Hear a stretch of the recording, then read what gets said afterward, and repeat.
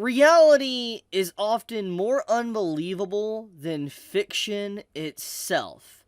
And when I saw this all over my feed, I saw this even being talked about on YouTube and Reddit, I was like, I wanted to comment on this as well, because I have recently been playing Stellar Blade, this game right here, and I played the demo. I enjoyed the demo quite a bit, and I'm definitely going to be buying the game day one. The combat's great, obviously the character design's great, everything, and, there's been a lot of controversy around this game. Anyone that, is online has definitely heard of Stellar Blade's controversy and how game journalists and just different people are absolutely upset with the fact that Eve, the main character of Stellar Blade, is an attractive character. That just is what it boils down to.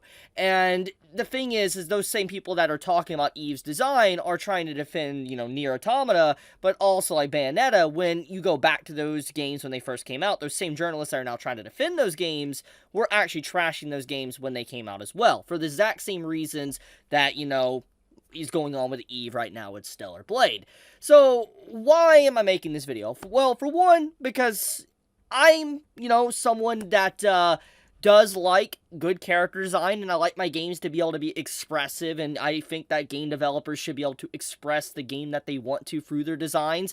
I mean, let's think about Baldur's Gate that came out last year. Absolutely love the game, and, obviously there is so many things about that game that I wish a lot of companies would take note of and apply to their games.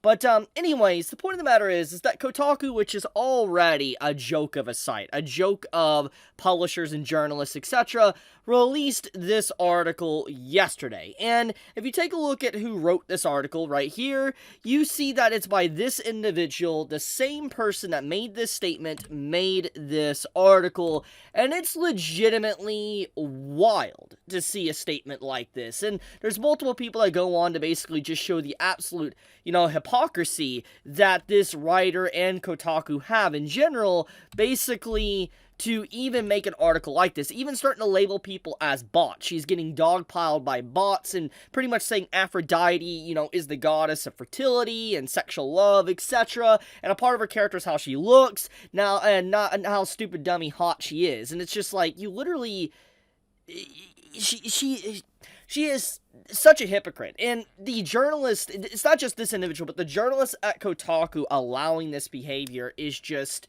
it's insanity to me. I don't know why this continues to happen, because now we're at a point now, this can be said for anime news as well, because I talked about this like a month ago, like Anime News Network, they go out of their way to basically put, a hit piece out on certain anime or manga. Let's think about, gushing over Magical Girl's last anime season.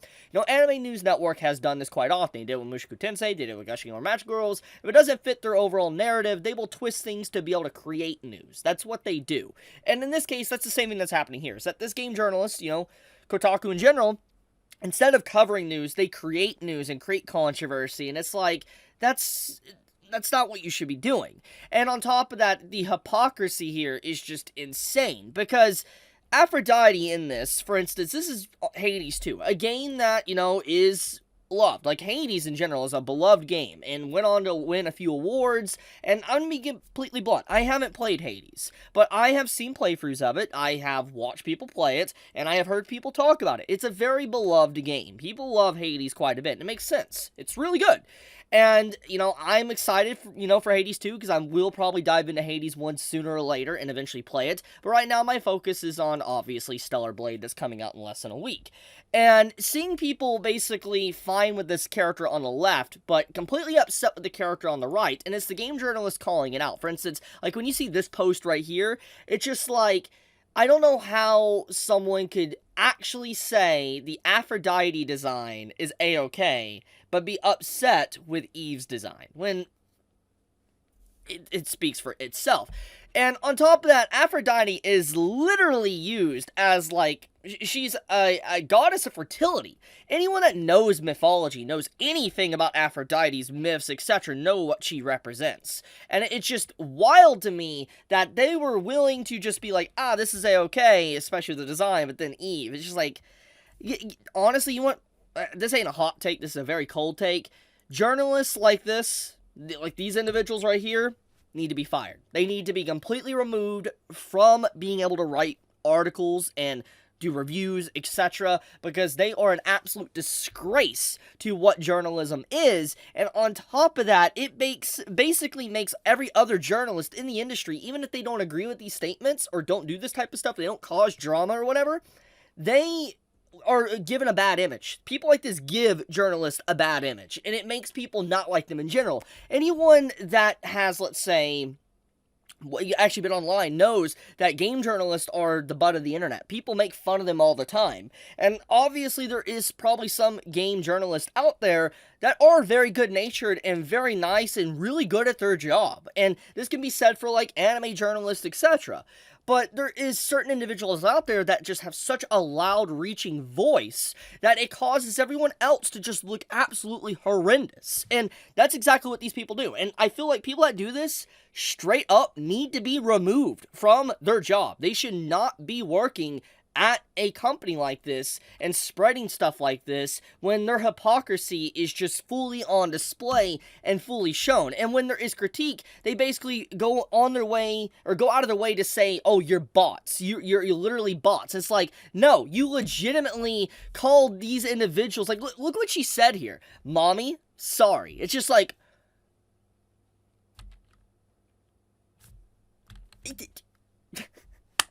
it's just wild.